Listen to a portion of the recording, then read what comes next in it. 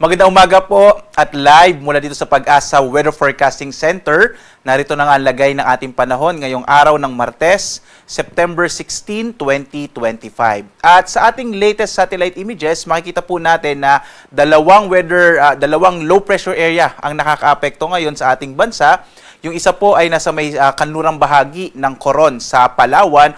Itong low pressure area na nasa may kanluran ng Palawan ay medyo halos unlikely na po, no? Or wala nang halos posibilidad na ito ay maging bagyo. At ito'y kikilos po palayo pa rin ang ating bansa, posibleng bukas sa labas na ito ng Philippine Area of Responsibility or maaari itong malusaw habang lumalapit sa may bahagi ng Vietnam. Ang isa pa nating minomonitor, ito ay na-develop lang po kaninang bandang alas 2 ng umaga, ay itong low pressure area na nasa may silangan, hilaga silangan ng Huban sa lalawigan naman ng Sorsogon. Sa ngayon po, no, base sa pinakahuling datos natin, in the next 24 hours, medyo maliit pa yung tsansa na ito ay maging bagyo. At kikilos ito pahilagang kanluran sa mga susunod na araw. At habang kumikilos ito, palapit ito sa may Northern Luzon, ay hindi at inaalis na yung posibilidad, maaari pa rin itong maging bagyo in the next few days. Kaya patuloy natin i-monitor itong nabuong low pressure area sa may silangan ng Bicol region. Inaasahan natin na itong trough o yung mga kaulapan na dala ng low pressure area sa may silangan ng Palawan, sa may kanluran po ng Panlawan at gayon din itong low pressure area na nasa may silangan naman ng Sorsogon ay magdadala ng malaking tsansa ng mga pag-ulan pa rin sa malaking bahagi ng Luzon at Visayas. Habang dito sa may Mindanao, inaasahan natin ang muling epekto ng southwest monsoon o habagat na siya magdadala naman ng mas malaking tsansa ng mga pag-ulan, lalong-lalo na sa may northern and western part ng Mindanao. So makita po natin halos marami pong weather system na nakakaapekto sa ating bansa. Nandyan din itong easterlies o yung hangin nagmumula sa Karagatang Pasipiko na siya naman magdadala ng maulap na kalangitan na may mga pag-ulan partikular na sa may bahagi ng Cagayan Valley region. At ngayong araw nga, inaasahan natin ang malaking tsansa ng mga pag-ulan sa malaking bahagi ng Southern Luzon. Kasama na dyan yung Bicol region, Calabarzon, Mimaropa. Inaasahan din natin ang mga pag-ulan dito sa may area ng Kamaynilaan, Metro Manila at Central Luzon. Dulot nga po yan ng mga low pressure area na nasa loob ng Philippine Area of Responsibility. Inaasahan naman natin na dulot ng easterlies o yung hangin nagmumula sa Karagatang Pasipiko magdadala ng mga pag-ulan sa bahagi naman ng Cagayan Valley region.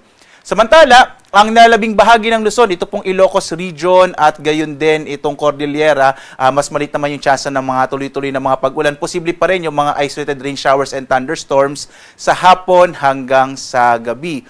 Agwat ang temperatura natin sa Lawag, 25 to 31 degrees Celsius. Sa Baguio, 17 to 24 degrees Celsius. Sa Tuguegarao naman, nasa 24 to 31 degrees Celsius. Sa Metro Manila, 25 to 30 degrees Celsius.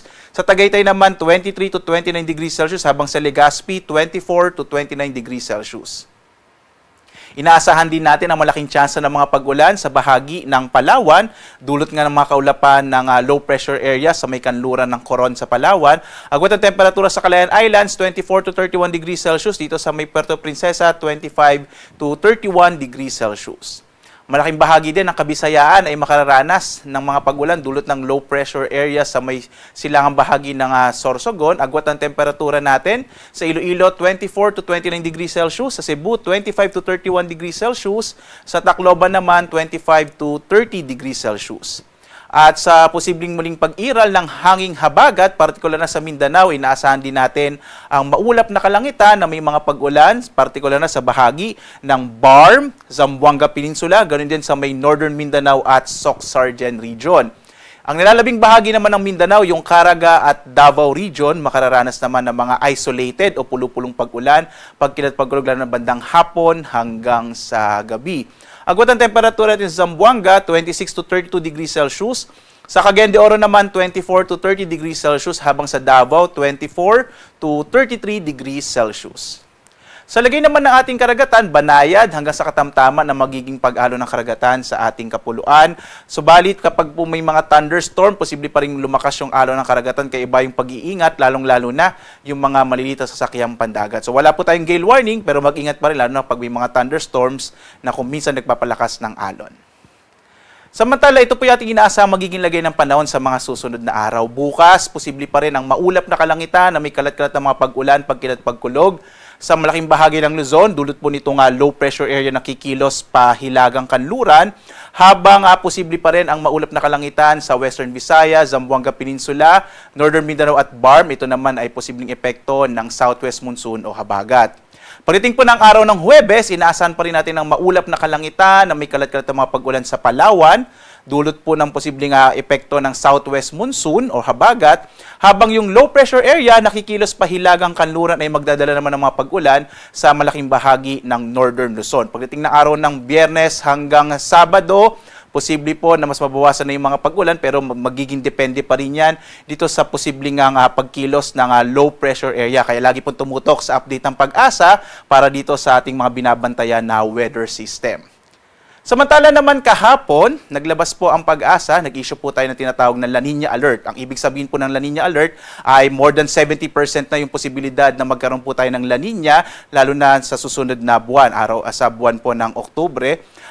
Ang ibig sabihin po ng La Nina ay ang karagatan po, yung temperatura ng karagatan, particular na sa may Central at Eastern Pacific ay mas malamig kesa sa normal. Ang ibig sabihin nito, posibleng magdulot ito ng mas maraming bagyo pagdating po sa pagtatapos ng taong ito. At dahil nga sa mas maraming bagyo, posible na mas mataas o malaki po yung posibilidad na mas mataas kaysa sa normal yung mga pag-ulang mararanasan sa malaking bahagi ng ating bansa. Dahil po yan sa iba't ibating mga weather systems na makakaapekto sa ating kapuluan. Muli po, ang Pag-asa at ating mga climatologists dito sa DOST Pag-asa ay magbibigay pa po ng mga update sa mga susunod na araw, particular na dito sa posibleng nga po or dito sa ating La Nina na mararanasan, particular na sa may Central and Eastern Pacific na makakaapekto sa ating bansa.